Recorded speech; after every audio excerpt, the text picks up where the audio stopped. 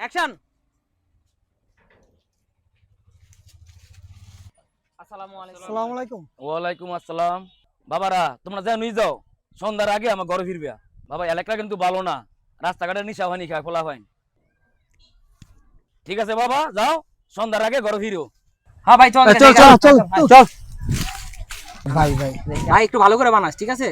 ভাই তার কেন করা হয়? বানাইতাছি, কারণ সন্ধ্যার আগে তো বাসা যাইতেইব। আচ্ছা কি ব্যাপার, এমন কথা শোনা যায় কি?